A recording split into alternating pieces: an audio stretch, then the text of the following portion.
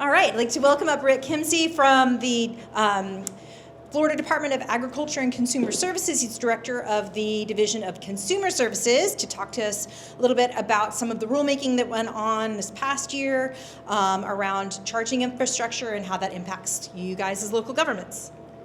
Thank you so much for being here. He drove from Tampa. They're doing the state fair and all of the weights and measures and checking on the equipment there up here, and then he's driving back this afternoon. So really appreciate you making the time. That's okay. It was kind of cold this morning down there, so it was good to get in the car with the heater. So, as she said, my name is Rick Kimsey. I'm the Director of Consumer Services with the Florida Department of Agriculture and Consumer Services. So we're the non-cows, non-tomato side of the department. Consumer Services is kind of the junk drawer of the department. I get a lot of times, what does agriculture have to do with EVs when we started this project? Well, agriculture traditionally plays a role in weights and measures. So agriculture, one of the first things they set up is how do we trade based on weights and measures. So it was pretty natural fit to bring that in with some of our other programs. Consumer Services is kind of the junk drawer of our department. Everything that they don't know, if it's not specifically animals or plants or fruits and vegetables, things of that nature, they've put it into my division. So currently I have about 450 people statewide. We regulate about 38 different programs, one of them which is weights and measures in petroleum, which is our largest bureau that's now taking on EV inspections. And as Dory said, right now we're down there with the State Fair doing weights and measures. One of the weird things I have in my division is the Bureau of Fair Rides inspection. So we're down there inspecting all the carnival rides and things of that nature. I know, right? I always get these weird looks like, you do what? So my division issues about 150,000 permits, and everything from charities to travel agents to telephonic sales professionals, so all across the board. We do that very well. We're also experts in inspections. In our weights and measures and petroleum program, we do about 450,000 inspections. So now we're looking at adding, I think the last time I looked on Department of Energy, there's somewhere around 14,000-ish EV devices out there right now that will be inspecting. My background, I had to learn about this when this all started in 2024. I'm a chemist by training. I started out working for DEP as an environmental chemist, and then used some of my previous experience to become a petroleum chemist for the department. So that's kind of how I started out. The legislature then came to us in 2024 and said, Department, we want you to take this new task. So I have been learning a lot about EVs over the last 2 years. After that first bill, we went into rulemaking. We found a little bit of an issue with some of the authority the legislature gave us, and we went back in 2025 to get some updates. One of the great things about the approach in the state of Florida is that the legislature gave us authority in statute, but most of the nuts and bolts of how we're going to operate were left to the department to accomplish through rulemaking. So any of you that have had to deal with some other areas around the country that are dealing with EVs, California in particular, when I talk to my colleagues there, everything is in statute. So anytime they need the slightest bit of update as the technology or the industry changes, they have to go back to the legislature and get some traction from the legislature to make those changes. So the great thing about Florida is we can change that through rule. So it is a process. Any of you deal with rulemaking? Yeah. So it is a process, but it's much easier than going back to the legislature.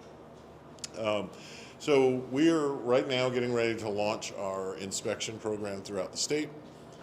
As I said, we have there's about 100 inspectors throughout the state of Florida that are going through training right now. So we've sent our folks out to NIST to learn about some of their inspection protocols.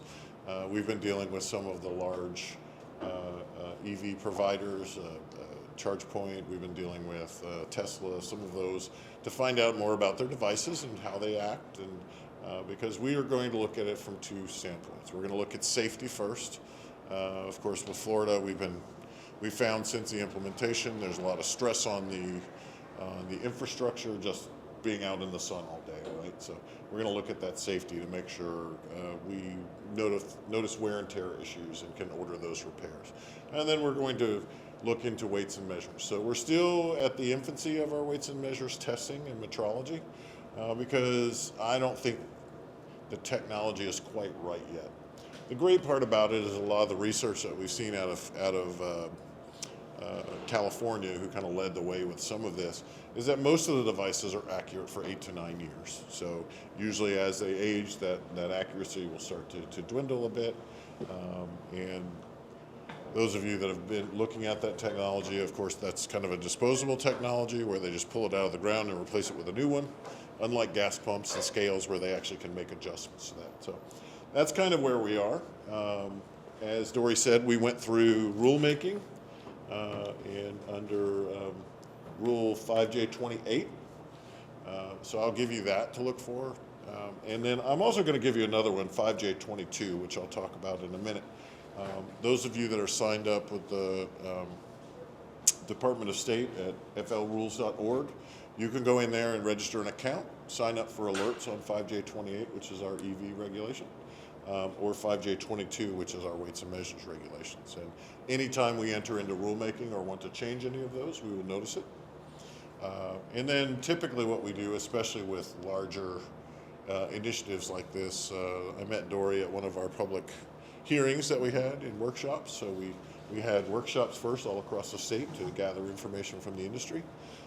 Then later on in the process, we had some hearings to do the same thing and go back and talk about our revisions. So we may have some more rulemaking here in the future based on some of the changes that we see. And we never know what curveball is going to be thrown out at the legislative session this year. So we're always analyzing that. But that's a good one to do.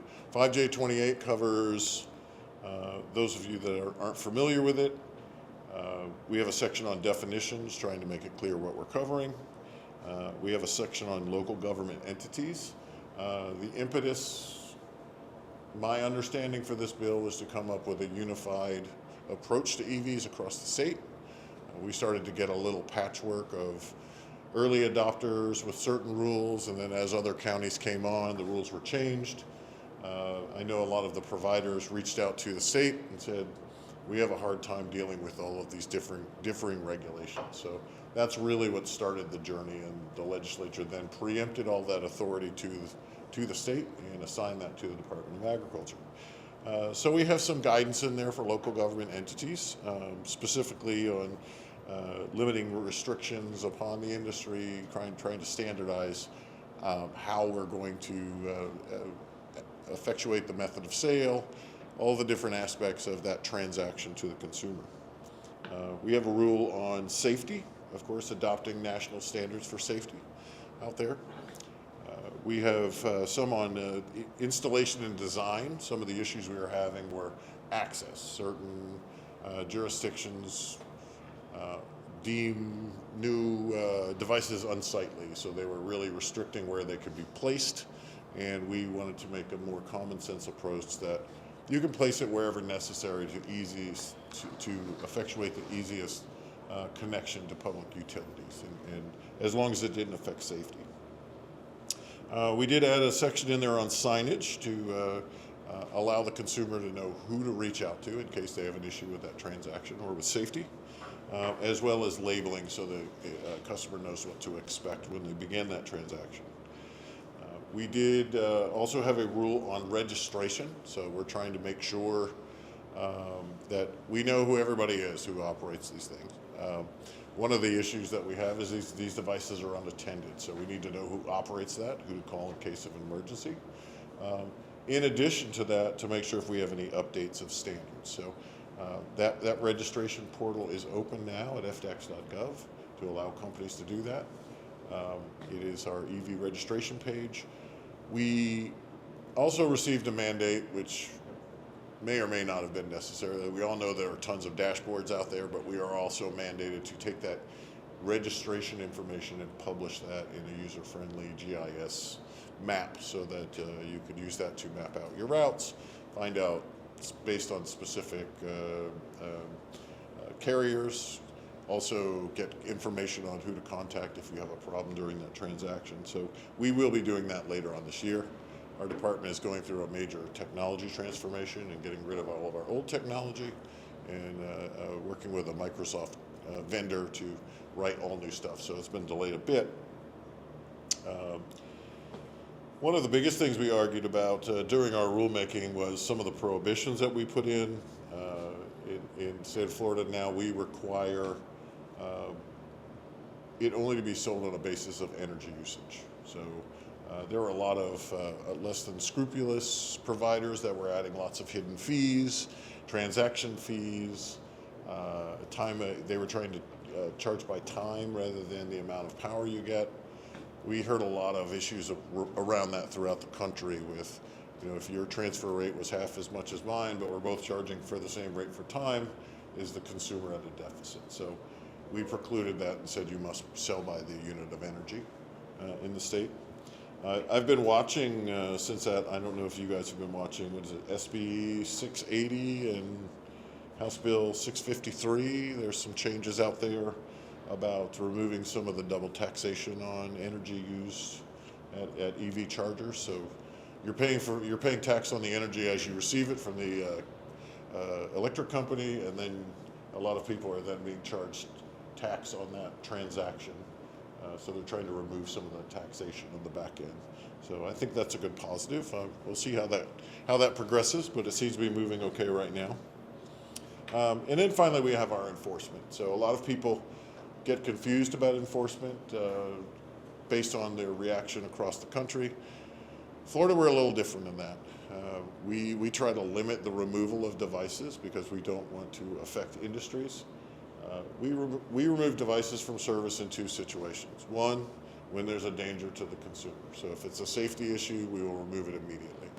Number two, if there is a really heavy effect on a consumer when it comes to the transaction. So if you're being shortchanged, we will remove a device from service. Outside of that, normal wear and tear issues, we just work with the retailers to make sure that they bring the devices up to standard in a reasonable time. That's an overview. I'd love to answer any specific questions that you have here. I know we have a lot of sustainability folks here. The only thing I would mention to you folks from that standpoint is the department does have a program going on right now to upgrade transfer switches at gas stations. And I know a lot of these devices are at gas stations. One of the things I think we may have overlooked is that there's really no tie-in right now to how do you operate EVs at a lot of these stations if the power goes down. Many of them were required to have transfer switches ahead of a lot of the EV implementation. So they can easily switch over to generated power to run gas pumps and run the facilities. What we've been finding is that there doesn't seem to be a lot of tie-in from either part, or I know it would be difficult in some of them to run all the EVs because of the large power consumption, but maybe come up with some backup way to allow that. Right now we have a grant program that we're going through. There's $10 million sent to us by the legislature. It's a $10,000 and $5,000 grant, $10,000 in fiscally constrained counties and $5,000 in non-fiscally constrained counties. So it may be something for this group to think about for the future, and how are we going to deal with that. So as the gentleman mentioned earlier, with the 3 storms that hit North Florida, we had some real problems with transportation and fueling systems and how to keep people moving. So DEM oversees emergency fueling and emergency transportation needs. FDACS, we deal with the retail side of it. So we're working hand in hand with the retailers out there and with DOT to make sure that we get we keep that system going and keep people moving. So there is a real concern, and I know, at least for myself, when talking with DOT, that I think their backup plan right now is a big trailer with a generator on the back of it that they've hooked an EV, which I always think is funny every time I see a picture of it, that we're going for more green energy and we have it hooked to a big diesel generator. But we have to do what we need to do right now. So just something I would put into your minds. Those of you that deal, is everybody here government? You pretty much? Okay. I won't go into the weights and measures. I use that for the other group. We also have a tie-in with our weights and measures law for while we regulate everything offered to the consumer, it kind of bifurcates, and then if you're charging the consumers for something, you have to have a permit, which requires metrology inspection on our part. If it's just free for use, public access, then we will come in and inspect that for safety to make sure. But we don't worry about the metrology since you're giving the power away to somebody, so we don't actually charge for that. Well, I appreciate you inviting me here, and like I said, I'll leave some cards here. And then if there's anything you guys, I can send you some links to our registration site and documents if Dory wants to send those out and about to the crowd. Yeah, that way you guys will also have all of my contact information. And, you know, we have people all over the state of Florida for this.